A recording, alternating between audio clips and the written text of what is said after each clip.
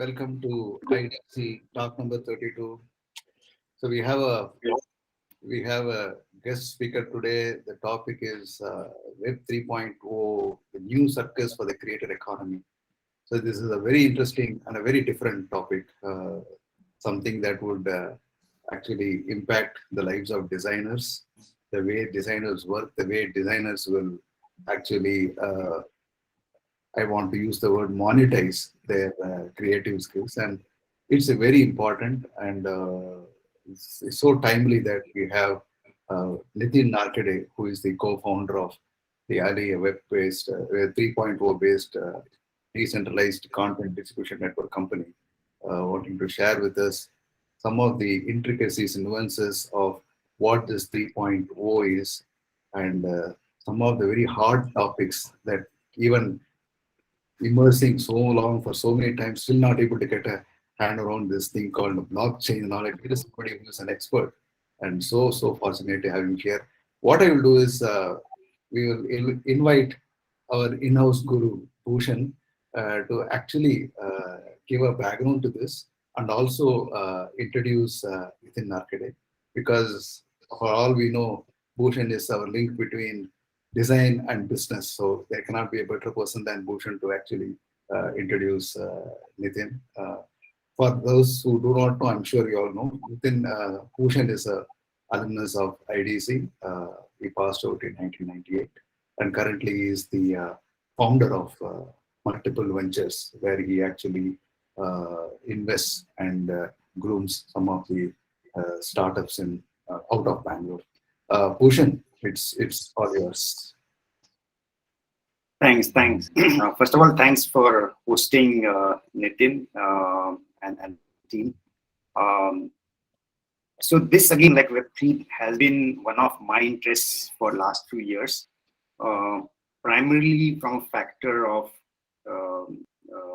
primarily from a fact that it is going to impact almost all the users, right? And I think some of you would also know that we have moved from Web 1, which was a broadcast web, to more like a participatory web in Web 2.0, where companies like Facebook, Instagram came in, where you as a user can post something, right? 1.0 where only Microsoft could create a website or larger companies, but 2.0 actually gave that ability. The Web 3.0 actually gives not just ability to post, but also monetize further. And not just monetize, but also own certain success of the company. It's almost like if Indian users are on Facebook today, when the Facebook stock's value grows up, actually there is not much of a difference to the creator sitting in India, right? He only gets whatever money he otherwise would get based on advertising revenues. But Web 3.0 actually offers you that opportunity for creators, not just to participate, but as Ravi was pointing, that is also trying to monetize that further. So that's one interesting aspect which is coming from a user perspective. Second, while this is happening, even the browser, what we're going to look at right now, the browser is going to undergo changes, right? There are Web 3.0 kind of browsers. So what we had desktop softwares came into internet, or what we see as browsers today, tomorrow's browser will be different. And tomorrow's possibly distribution ecosystems of content creations, etc., also will be different. So I think that's another side of it. While the demand on the consumer side is going to change, they will migrate to newer platforms, newer browsers, metaverses, and those kind of worlds. Even now, to adopt that thing, we as a designers also have to upgrade ourselves so that we can match to that particular thing, right? Imagine, let's say everybody goes on a moon and we are designing for Earth, right? That's not right. So we have to also start understanding the environment of moons, etc. So something of that sort is happening with Web 3.0. I think today, what Nitin will definitely bring in is the glimpses of some of this world and putting some use cases, especially from a creator economy perspective, for all of us. So I'll maybe invite Nitin now, but before that, let me also introduce Nitin. So Nitin has been kind of a blockchain as well as Web3 enthusiast for longest of his time.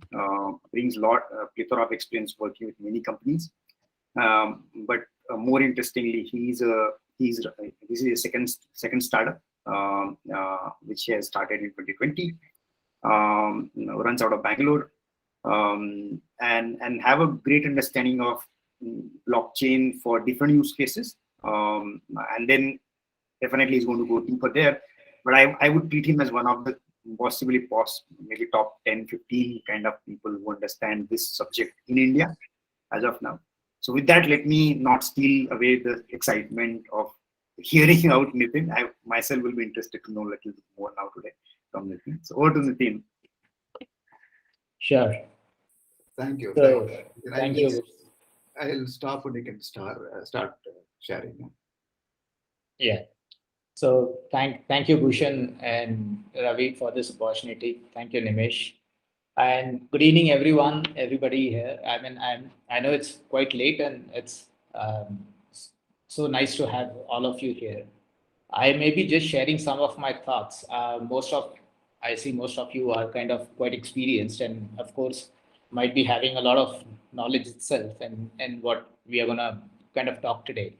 But there are certain industry experiences which I can share. Basically, with respect to the development of the creator economy as such, right? And the creator economy as such, basically, I call it a circus because I see that it is kind of in the earlier model and in the existing model. Let's say this, we always had these big platforms. I call them ringmasters who used to kind of dictate terms, and the creators used to kind of jump around, for certain compensation there. All that is gonna change, and there is an emergence of a new creator economy, and these creators are coming from all sorts and all forms, right? Um, I have been basically studying or basically researching this area into of creators into primarily into film world into because my first startup, exactly what Bhushan basically mentioned, was also about creating a decentralized platform and an opportunity for these smaller filmmakers and the distributors around the world to kind of get transparency in the transactions and the content that they float across the world.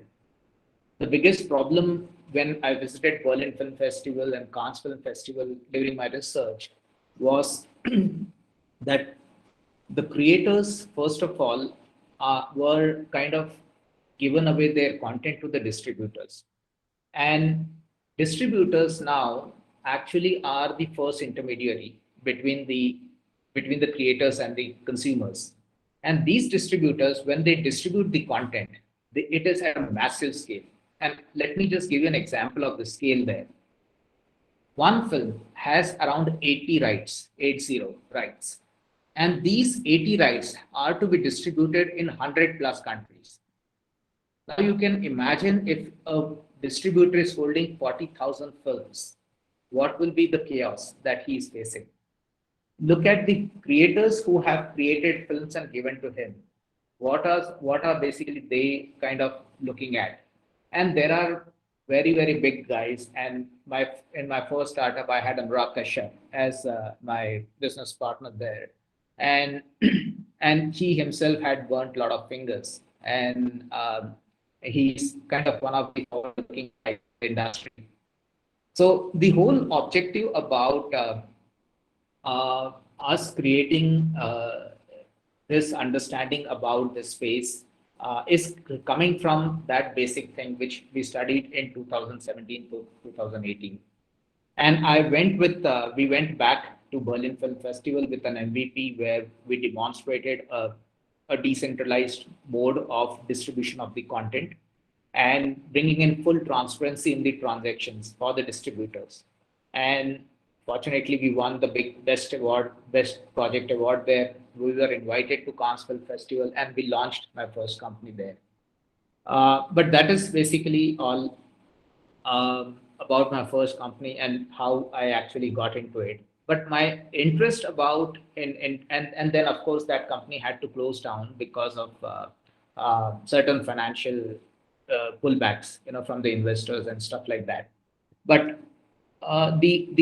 the context of it, of helping creators, helping all these smaller filmmakers, and then expanding it to any content creator who is in video space stayed with me, and then we basically focused upon creating that world for them, which is the alley today. So so today basically I'm gonna just talk about those. Firstly, we'll introduce what is the creator economy, um, and very briefly, and what are the current challenges that they have in general, and then I'll also speak about little bit about challenges in the film industry per se. But my main focus will be about talking about solutions that basically are available in Web3 and the construct of what a Web3 platform looks like, and what it holds for the creators in future, and how Ali is kind of trying to help them get into that space going forward. So those are the four things which I'm gonna very highly cover. Um, the creators, as we know, I mean, basically everyone, if we look at creators, the first thing that comes to our mind is basically people who is playing on YouTube or something, basically, I mean, but creators are everywhere. I mean, the best, I think I got, I think this is the best definition that I got for the creators: people who generate experiences that bring together like-minded people, right? I mean, any creator, and it fits in so beautifully with anyone, right? I mean, the YouTube guy, you will go to that video only if you like that, to listen to that kind of a content. If you are a designer, you would possibly talk to a people who understand that design and what niche you have created with that design. If you are a indie filmmaker, you will talk only to the people who are interested in indie films, independent films. That indie stands for independent films, independent, and probably the commercial guy may not have that kind of an interest there. So basically, the creators are, I mean, this basically it gels so well. It's the basically a community of like-minded people, right? And they are kind of interacting with them, offering their solutions to earn a living, right? I mean, that is basically would form the creator economy. And the creator economy basically is a little bit broader.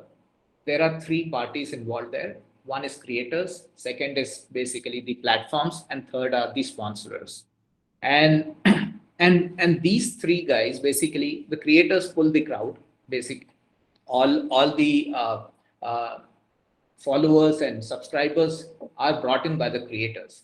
The platform basically leverages that and brings the creator on the platform, and then the sponsors come in. And this together, they pay each other, they work for each other, creates a creator economy.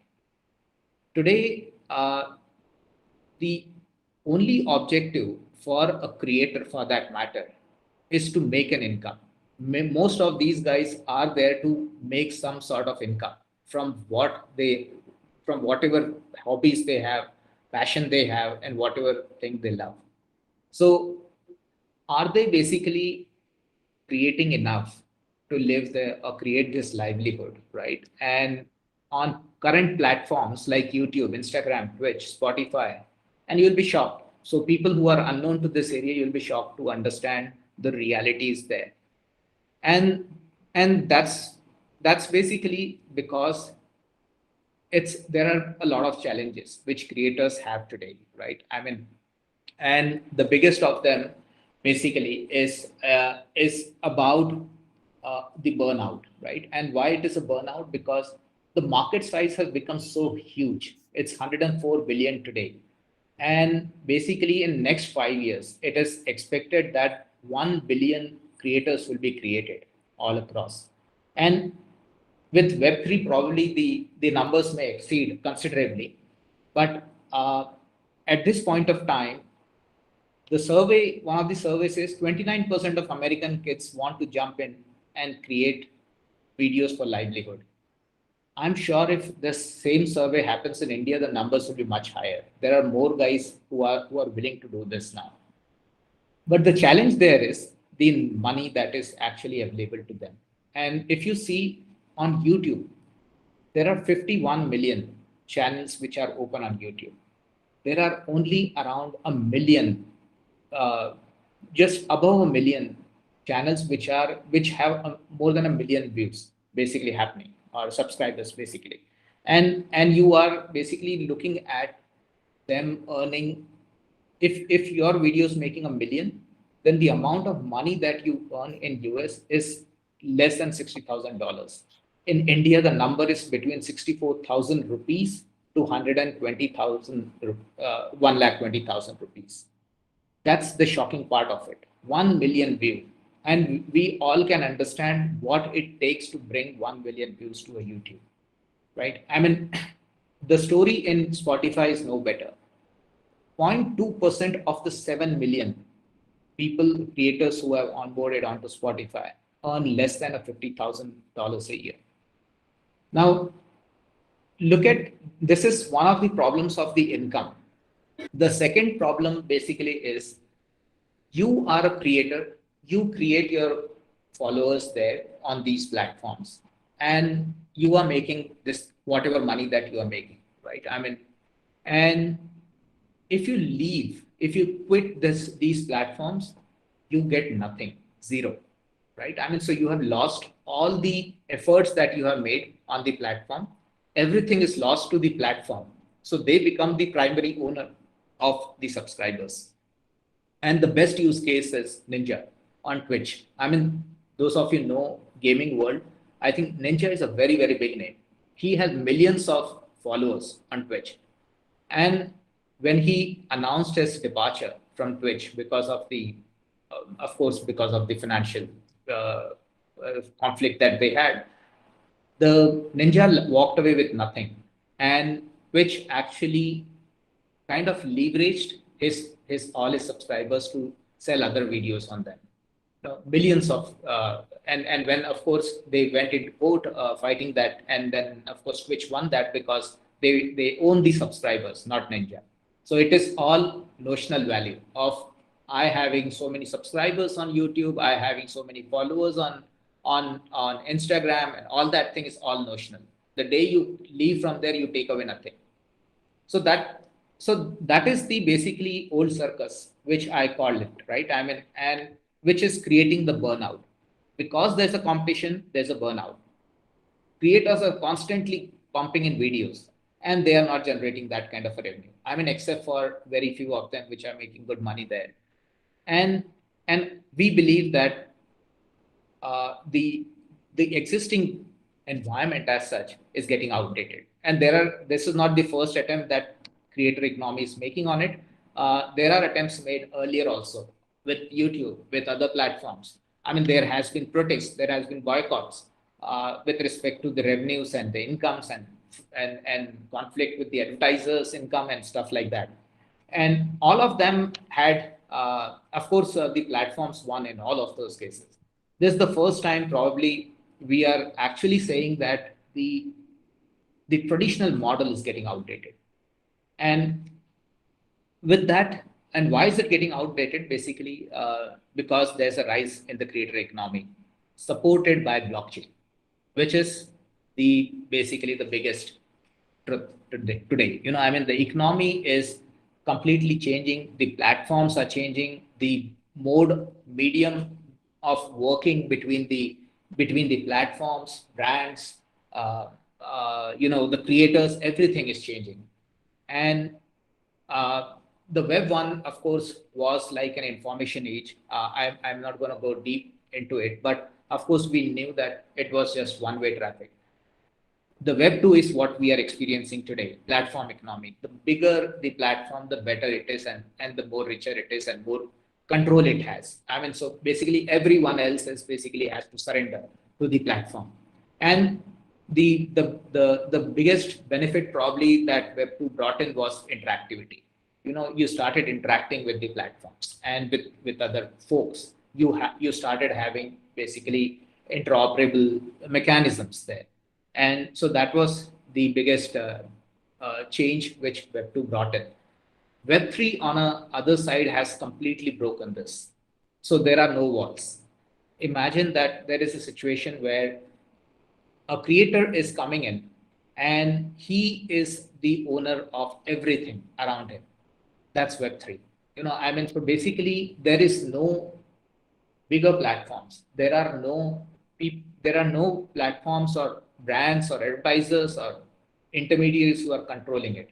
So Web3 is basically getting more interactive, getting more free. Basically everyone is getting that freedom. Everyone is able to kind of create their communities and basically start selling into their communities. The more they create community, the more they earn. And there are examples which I'll talk about it. But this shift in basically moving from platform dependence to making yourself independent as a creator, whatever creator you are, whether you are a musician, filmmaker, uh, or you are just writing blogs, or you are you can be anything, you can be designer, anything, but you have an ability now to kind of create your community or get into that community, which like-minded community, and basically start earning from your interactions, your participations, your promotions, your usage, everything you can possibly look at earning potential of your attendance, of your attention, of your participation, basically everything in Web3. And that's where the world is changing completely. So what are the possibilities which Web3 is bringing in? So, of course, the biggest probably change is brought in by the underlying technology, which is blockchain. And the blockchain basically works on the concepts of smart contracts, right? I'm sure most of you know now by now. And these smart contracts enable you to basically define everything with respect to the logic on the application. And you can, once those logics are defined and deployed on blockchain, you cannot change it.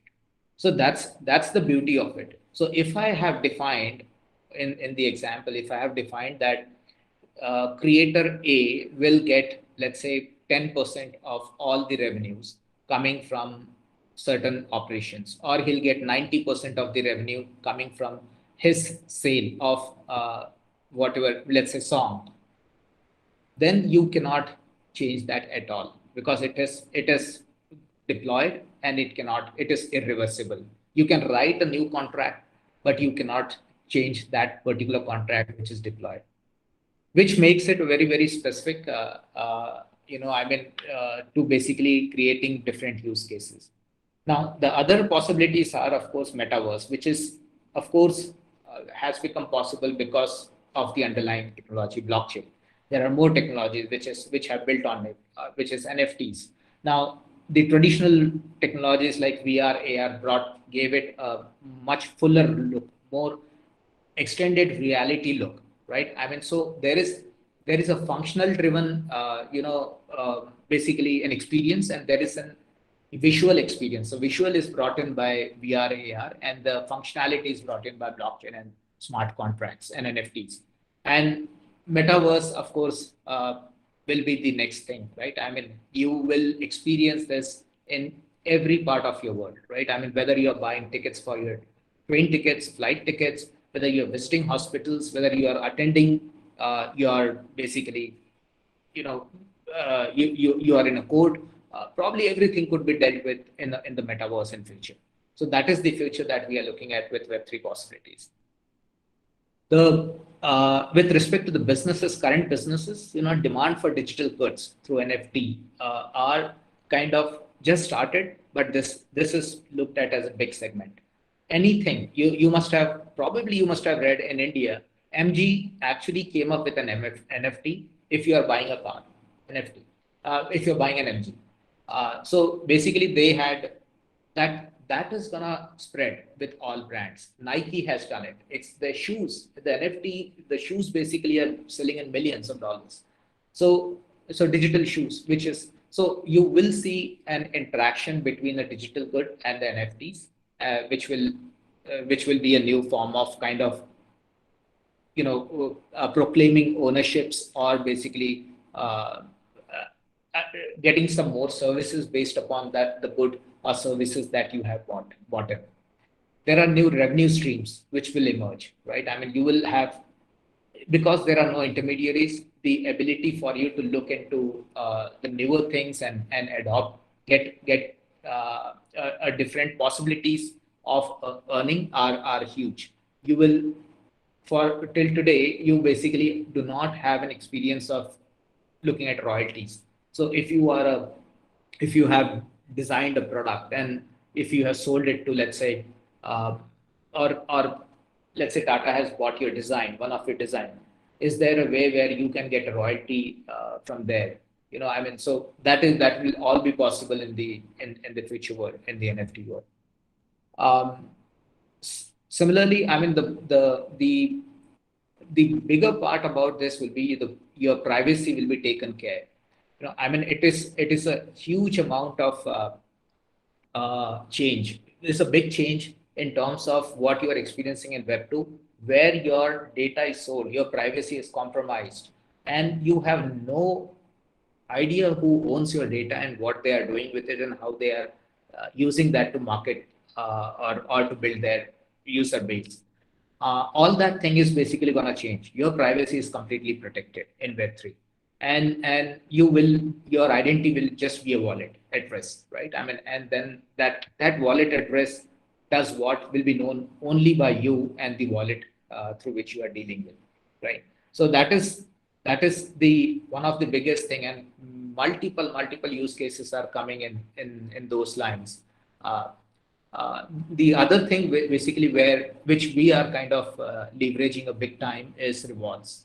How can your fans, your viewers, get into building your economy, building the entertainment economy together?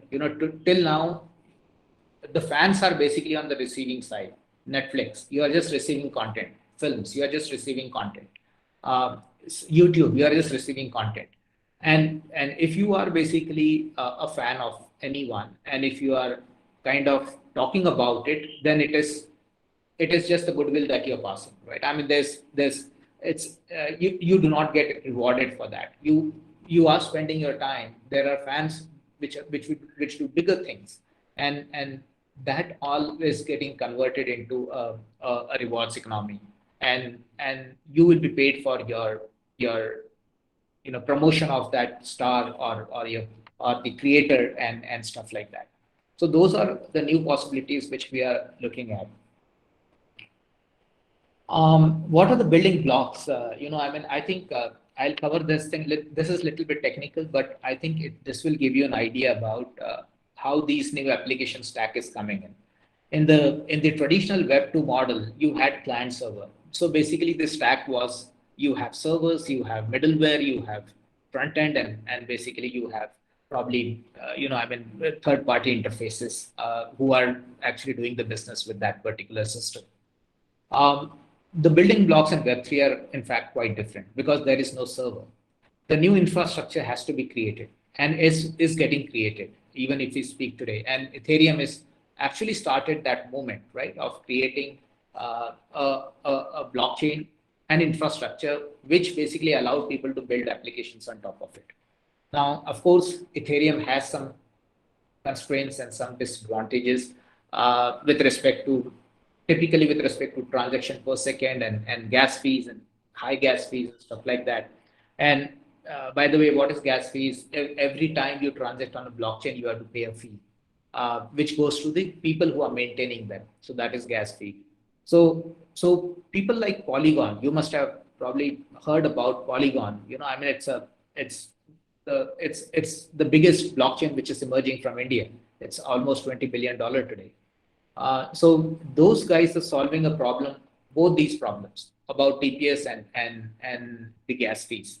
So there will be new infrastructures, and now you have thousands of projects being built not on Ethereum but on Polygon, which is the L2 layer, right? So Ethereum is L1 layer, base layer.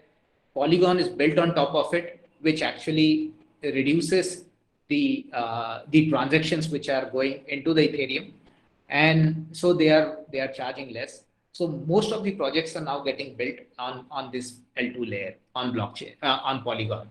So that is the infrastructure which will get created, and on top of it, you will build applications. You will build your DAOs. You will build basically your NFTs. you'll build projects which are meaningful in the Web3 world. All of this will be supported by different applications which are building, right? And the applications could be in the form of NFT marketplaces, right? It could be in the form of plain, very plain applications like what we are doing. So we are on the core blockchain, right? The alley. So you could possibly define the business logic and everything in blockchain. You could basically prepare yourself to kind of define multiple services on top of it.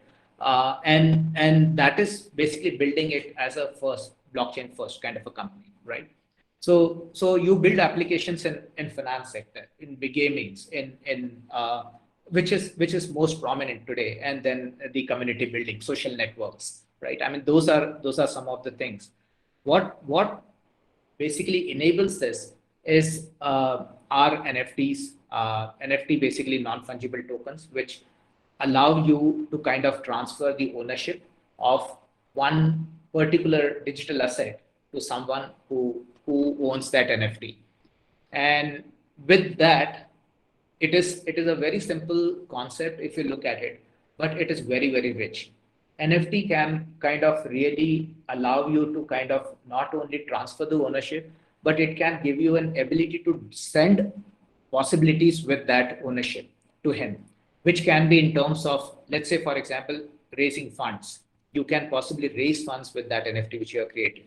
You can possibly use it as your ticket for a shows, or in future for all his shows, right? I mean, you can possibly use it to probably get into some of his communities, or open certain thing which can be more valuable.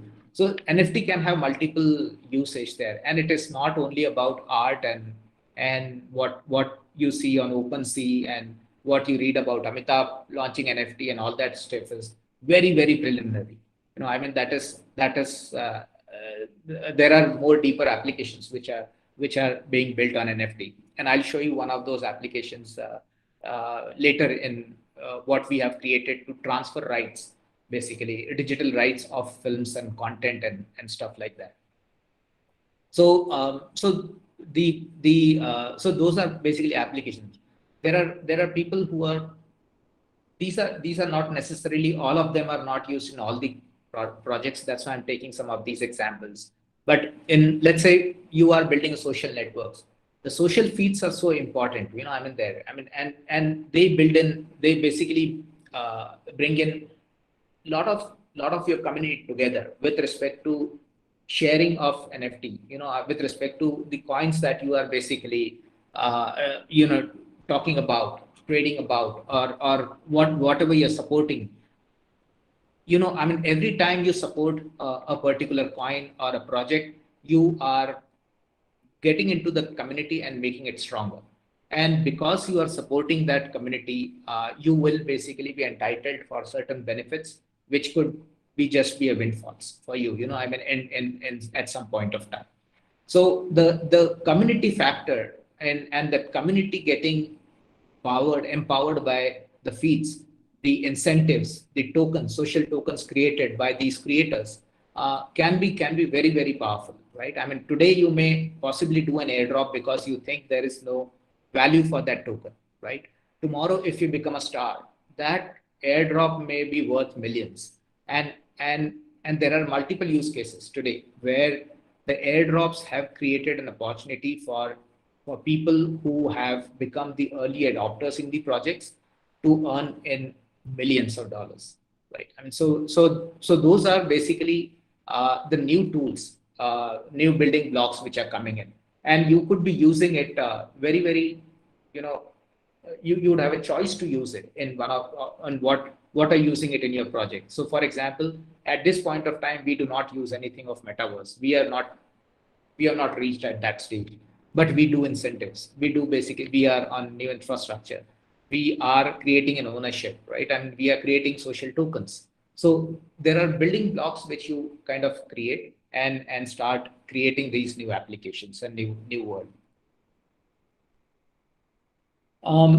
So what is the new experience? Now, once you have built all these applications, you you have built your community, which is kind of talking about it, which is empowering you to kind of do business, empowering you to kind of spread.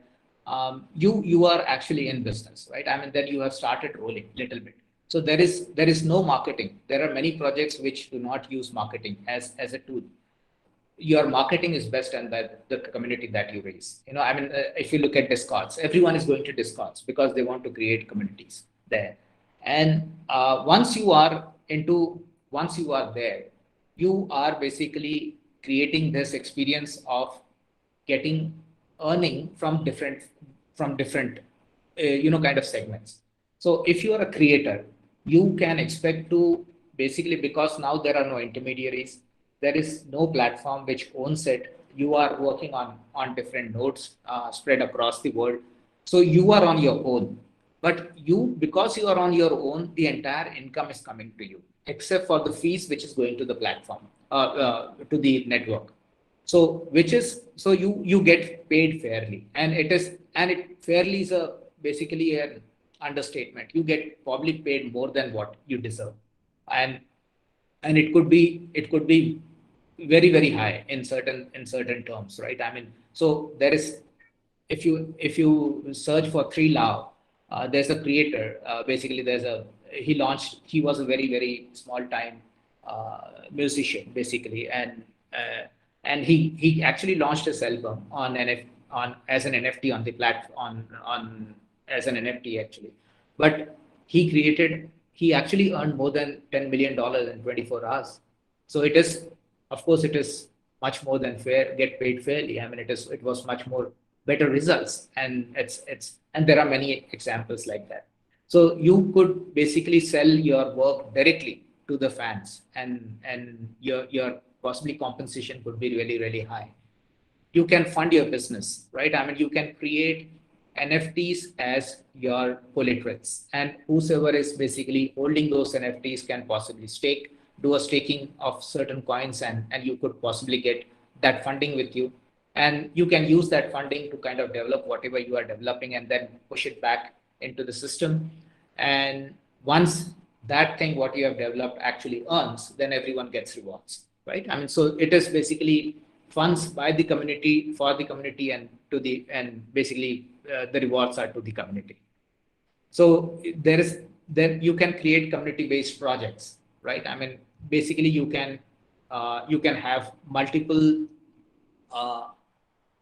projects which basically just enable certain thing. Let's say, for example, you are having a concert and you want to enable the tickets there. You want to basically give away certain things for certain campaigns that you have run for that. Similar stuff like that. And as I said, that those kind of NFTs can possibly only be limited to that particular project, or it can be for all his future projects. It all depends upon how he has defined that. So you can create your community-based projects, and you can basically it can be for basically charity purpose. It can be for memberships, club memberships. Anything. It can be as silly as basically a saloon for your pets. So basically there is a community who likes pets, and then there is there's a saloon which has a chain, and they have created something of that sort. So there is a new experience which is coming in for every kind of business, every person. One of the biggest thing is here you are safeguarding your assets. The experience will be so unique that you will possibly know who is using or who is kind of taking those services from you on the platform, and then you'll be able to have a complete ledger of it, right? I mean, who owns what, who has paid you, who has transferred, and you would be very easy. It would be very easy to kind of claim an ownership of your asset. So all those basically issues with respect to disputes and stuff like that of ownership and stuff like that, which is very, very common in film world. Your rights are probably with 5 people, and you really do not know who is the real owner of that right. And everyone has a copy of it, a physical document, and it becomes very, very difficult. And there are many content creators who are basically are in debts because of this. And so there is, you can safeguard your asset. There are platforms which are emerging like Aura, crypto kicks is basically just coming in, created by Nike. But these are authentication platforms. You would, as a designer, probably you may be interested in checking out what is Aura. It basically creates an ability for you to kind of record, or it's like a patent, right? I mean, you have it on a blockchain. You cannot deny that at any given point of time. So those are those are some of the things, that is something which you will see, that you will be able to really claim your assets going forward. And and last, basically, all data which is being created around your content and around your whatever services you are provided is all yours, right? No one else, no, there is no platform which can leverage it. There is no one who can possibly monetize it, but you. So it is, the example there could be Amedis, basically, which actually is storing medical data there. But uh, in YouTube kind of a scenario, also in creators, basically, if you look at the entire data is been leveraged by platforms, YouTube's and Facebook and stuff like that. And we basically, as a creators, or anyone who is actually creator, has he does not have even the coordinates. He does not have a connect with his subscribers. So today you do not have that control. If you have 2 million subscribers, that data is not yours. The data is YouTube's. Tomorrow you will be able to kind of claim. You will be able to sell that data on, or basically monetize that data on the Web3. So the whole idea is that in Web3, everyone, be it a creator, be it his fans, be it a supporter, anyone, or be it the person who is providing that infrastructure, those nodes, those authentication of the transaction, those validations, those coins, everyone is getting involved and basically promoting each other. And everyone is basically earning his income, and it is not dependent upon anyone.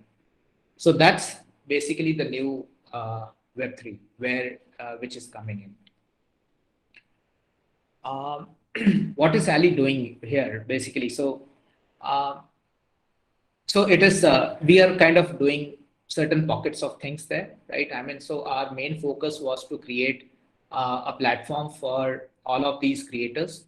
And when we say creators, we actually focused upon video creators. So any person, any institute, any kind of organization which is creating videos can look at Ali as the network to kind of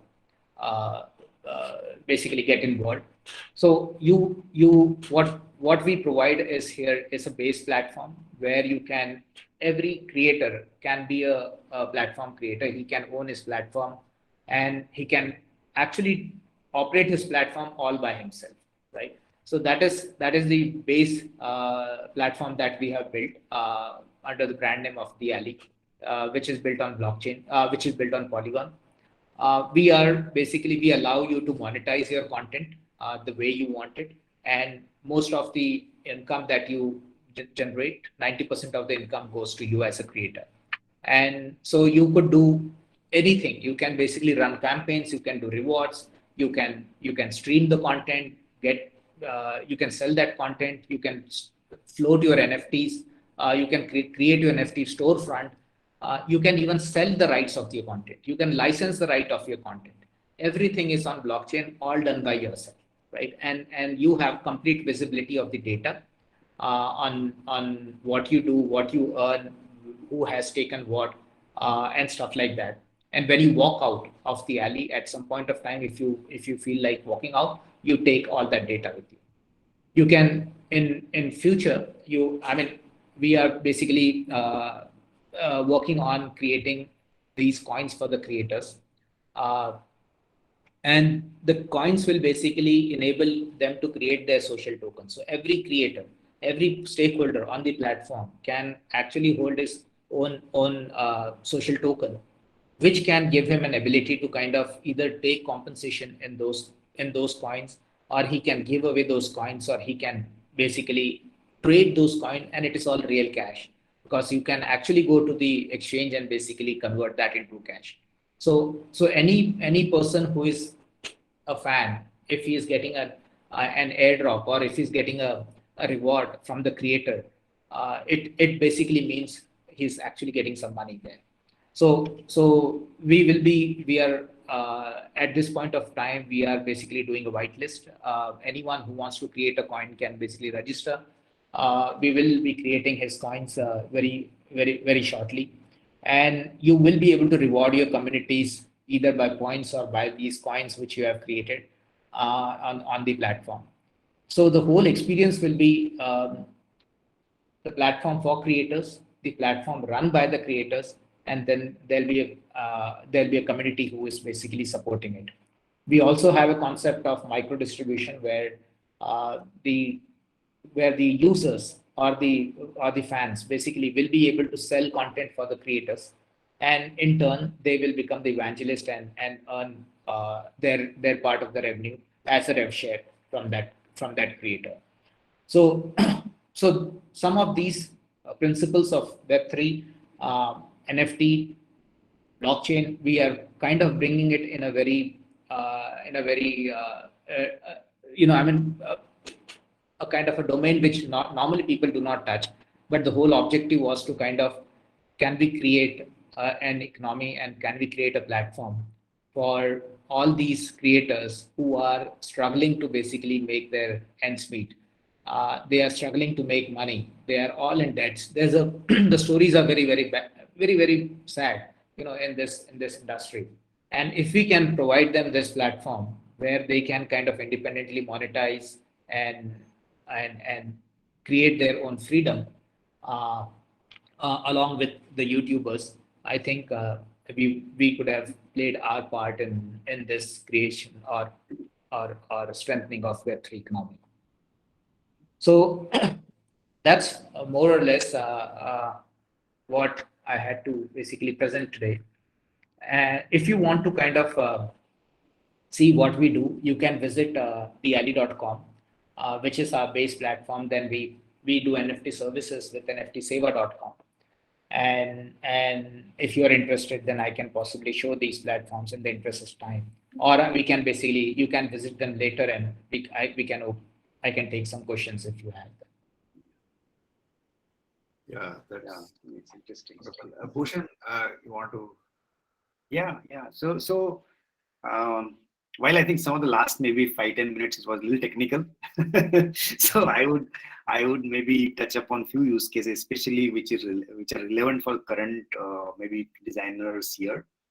While it is good as a platform for maybe video creators or content creators, it also touches on a lot of the designers, even for that matter, product design.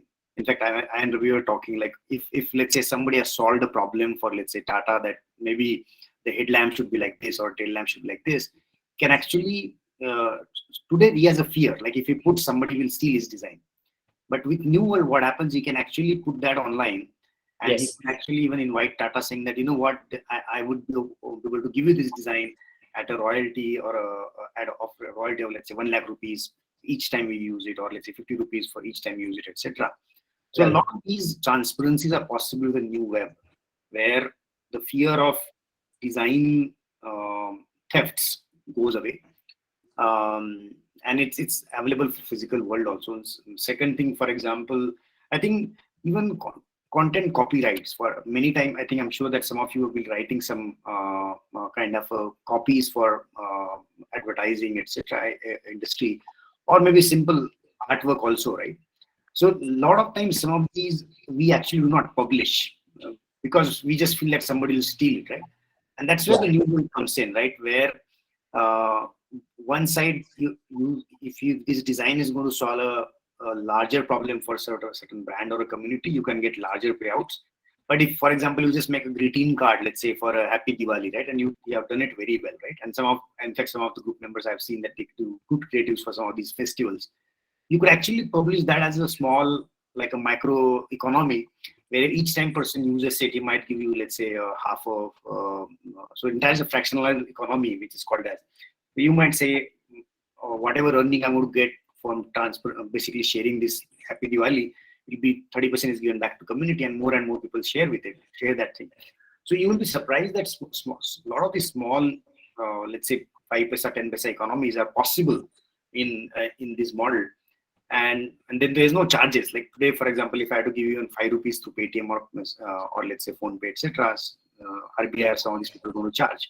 Whereas here, those kind of fees do not get imposed, or there are creative ways of solving this problem. So entire micro to macro economies are possible, touching to the world what we are touching today. And so possibilities are immense. Nitin touched a lot more on the coin and gamification of economies, etc. But metaverse is an interesting extension of it. I'm sure that come, if not, let's say 5 years, but definitely next 7 to 10 years, you'll be buying meta tickets, possibly in a San Francisco movie fest, but watching that movie at your home in the evening in your own TV, right? So a lot of these experiences of really going offline, online seamlessly are going to come in because of this. And that's the potential of such a platform. But happy to, if we have a few minutes available, so you definitely, if you have any questions, shoot to me, then we're happy to answer. Yeah.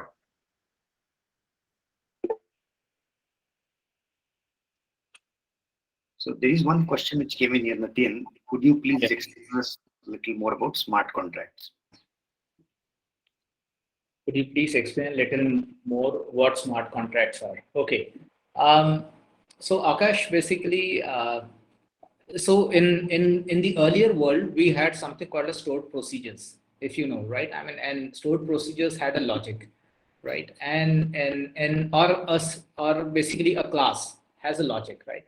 And so in blockchain world, there's you write a smart contract, which is basically all about writing a conditions, right? I mean, so if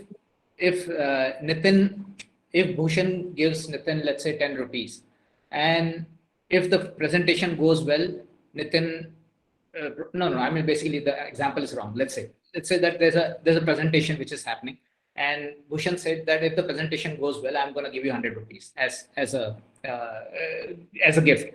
I said, okay. Now we push this logic into smart contract, right? And the validation of this, whether the presentation has gone well or not, will be done by the members. And if the members say yes, and if it exceeds, let's say we have written a condition that 30% people say yes, Nitin gets it. And so once that 30% crosses, the smart contract will fire that money transfer to happen from Bhushan's account to me. So that is basically, it's nothing but a logic, which is written first and then pushed and deployed in blockchain. Just like you actually do an exe file, right? I mean, so you deploy it, right? And kind of that. So it is exactly like that. But it essentially holds the rules and conditions which are applicable in enabling whatever objective you are trying to achieve. Yeah. So I think in a simple layman terms, it's basically any kind of a condition, right? Of doing certain action. So it could be, for example, if I'm a designer, I want to give you a logo, right? And you have to pay me 10,000 rupees, right? That can get into smart contracts, right? So you don't need to really get into the physical word contracts. And the contract can be very micro level contracts also, right? So it could be consent based, non-consent based, and those kind of things. So imagine every action, like say if I like a Amitabh Bachchan movie and Amitabh Bachchan is going to supposed to give me 10% discount, it just automatically fires. And now this logic on the same platform, let's say on Twitter, Amitabh says that, okay, if you like, I'm going to give 10% for my movie. Whereas Salman Khan can say differently that, okay, if you like my movie, I'm going to give free ticket for that movie, right? So all this dynamism, etc., can be added in the new system. That's basically smart contract to some extent, more easily. Yeah. We go to the next question. And there is a different language for this.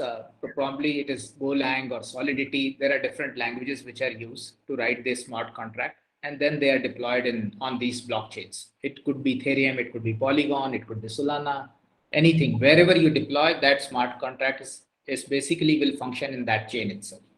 And more importantly, I think there is no intermediary to fulfill the contract. I mean, Yeah, there is. that's So the that you cannot. Yeah. Yeah, you cannot stop that. You cannot reverse that. Basically, once it is deployed, it is deployed. Next question Okay. is how do people explore the artist without a common platform like YouTube and Instagram? Yeah, I think maybe I can take this question. It's easier, and maybe Nitin can add. It's basically as this democratization happening, we are actually there is an emergence of platform like, let's say, OpenSea. It's almost like a marketplace where you can start exploring artists and their kind of creations. So the YouTube is one world where artists comes at one place and then also deploy their content at one place.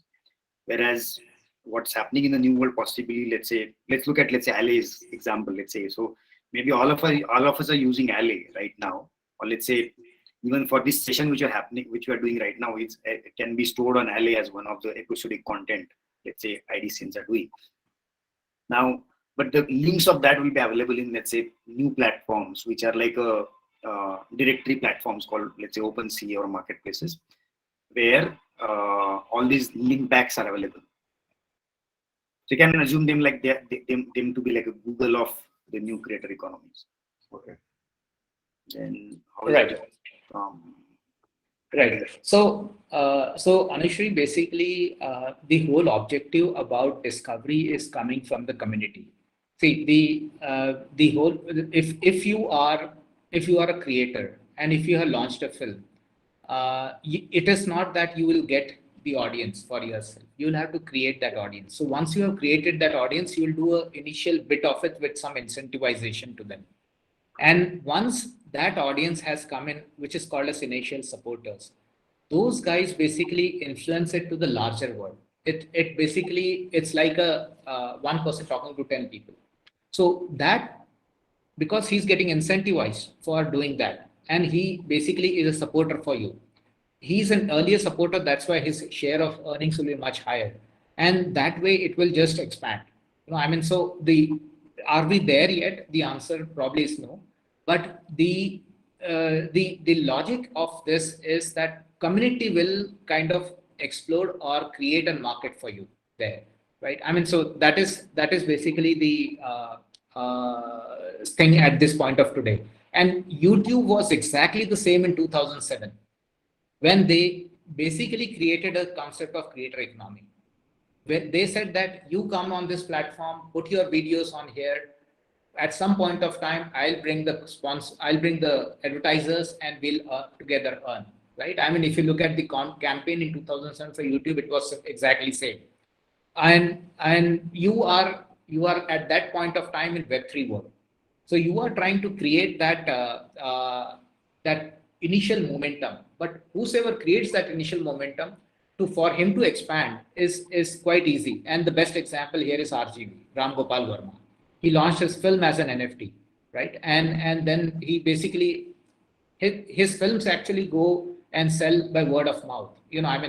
Forget about the genre that he addresses, but the concept actually is proven there, right? So that is probably I think you got an answer to your first question. The second is, how is this different from having a personal website, for example, TVF done for TVF Play, right? So look at it, and I think you have actually given an answer there. Personal website. So websites are independent things which are standing, right? Anything that you are building as a platform on Alley is on a network. So you are connected already.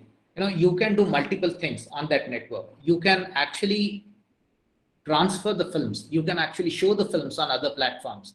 You can cross leverage your subscribers, your incomes, your basically ability to kind of show that content on each other's platform. All that thing is possible on Alley. The other difference is it's all very, very transparent. Everything which is there is owned by you as a data. It's available to you as 24/7. You can access it from anywhere. It's on public network. So every transaction which you are doing on a content is known to you, and you basically have a transparency of it. Every income that you are doing, launch share goes to you, and that transparency, that integrity cannot be basically be questioned, because it's completely open book. So there's a major difference between the traditional platforms in which they operated the content versus the new platforms which will be emerging. The second biggest point which will come in as against TVF Play will be a decentralized platform, right? I mean, so if you wish, you can put your content in a decentralized world right now, even today. So you don't have to use your traditional models of CDNs and storage and AWS and all that stuff. You can directly go to Web3. See, you put the content on decentralized world and you make your content only accessible through wallets. So it makes your accessibility streaming very, very secure to people who are participating with that. So these are very, very initial steps, but there could be use cases which could possibly be very, very strong for certain creators and certain platforms models. Yeah. Hi Nitin, this is Muthu here. Just one last question. So I think the economics of the whole model would be very clear in your mind probably, but I don't think I get it fully. I could understand the revenue models and the economics between the coins, tokens, and the various stakeholders, because the economics that currently works is fiat cash, and which is being converted into various other things. But the model that you are saying is you are giving coins, issuing coins, which has to be associated with some capital, and then that has to be distributed to various stakeholders at some percentage level, right? So that is going to be a real complex one, I think. Is there some reading material on the to understand this kind of an economics? Yeah, maybe I can. Let me jump here. Let me can also add the fact that this whole science is new. There is very less standardized material available, to be frank, right? However, I think it's you are right that today the economies work on converting your current cash into this new system, and then this new system has its own kind of value creation. That's it, and then I think the value of new system itself is growing faster in a different models, right? So to answer simply, I think, is there a standard material? I think there are a bunch of, I would say, groups and communities where you can possibly get better knowledge. And second is the economics. You are right. The fiat for everybody's reference, fiat currency is basically a rupee. What you have in your wallet and physical wallet, or what you have in your pockets, is fiat currency, frankly. And then if you have to get, let's say, coin or something so that you can start playing in this world, you have to convert that into this. It's almost like when you go to US, assume US is a Web3 economy, you have to convert your INR to dollar, right? Then you play with dollar and come back and again get in rupee, right? In between, if the dollar has changed, you might gain something, right? So something similar of that. So it's a country where you get in. Assume Web3 is a country. You convert your whatever holding you have got into that country's currency. You play in that currency.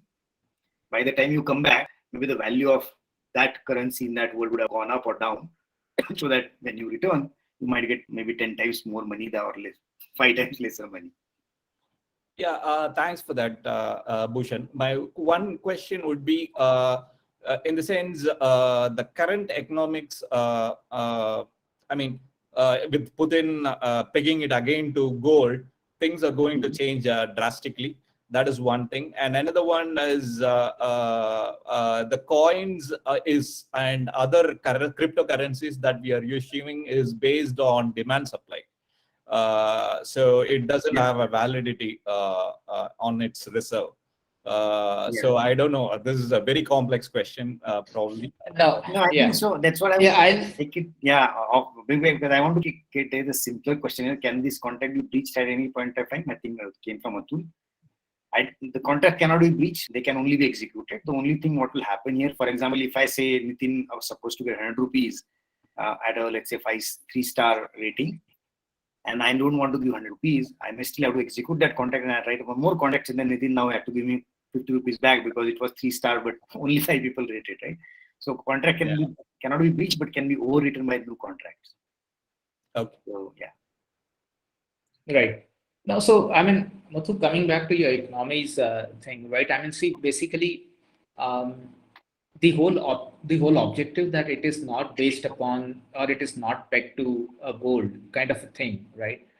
Which anyway now even the currencies are not, right?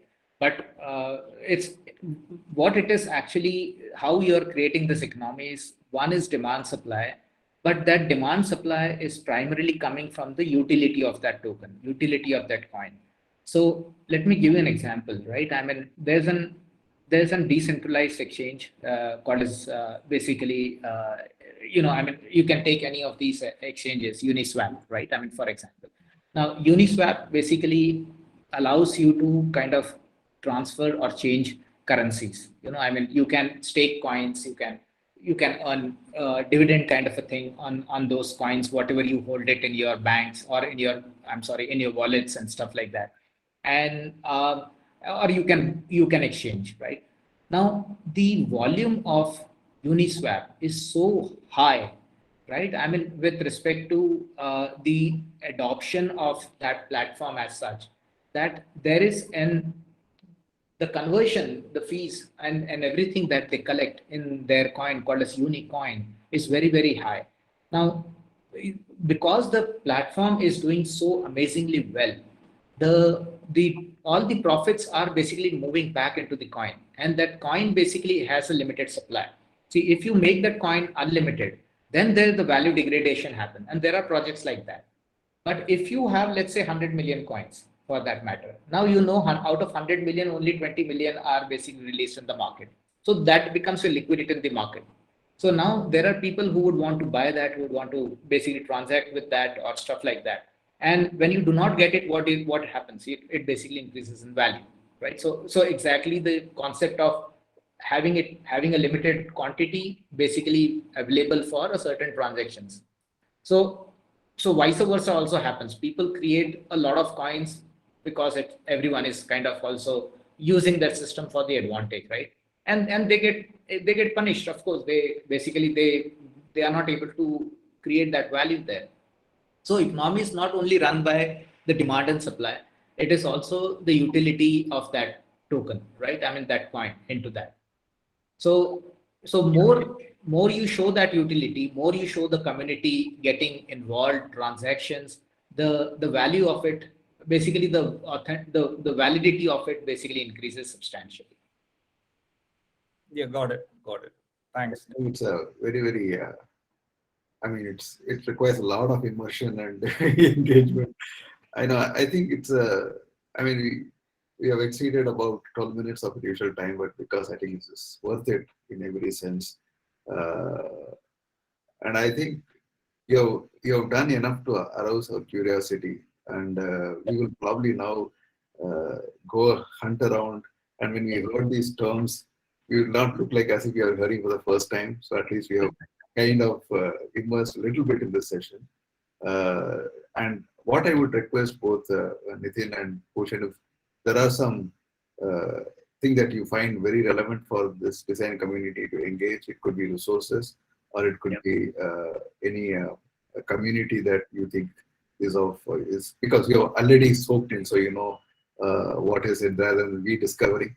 If you can share in our forum and we'll make it available for people, it will be very, very helpful, because this is something that we don't have a choice. I mean, we need to know, we need to engage, we need to participate, and very, very important. I think that way this session is extremely useful, and probably we're going to come back, and then probably a lot of things that you missed out, we may have another session in the future where you have more opportunity to do a deep dive and then engage us.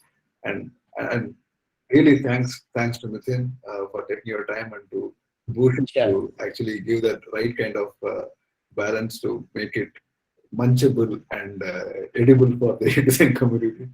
So fantastic job, and we wish Ali all the best, and thank you so much. Want things to grow, and wish you all the success. And to all the participants, thank you so much for even those who stayed back so late. And we have a lot of speakers lined up in the coming sessions, and we'll post those information to you. With all this, I say a big thanks to both of you and a good night to all of you. Thank you and see you again soon. Thanks. Thank you. Thank you very much, everyone. Thanks a lot. Thank you, Ravi, for inviting. Wow, it's a pleasure. It's a pleasure. I really had fun. Thank you very much. Bye-bye.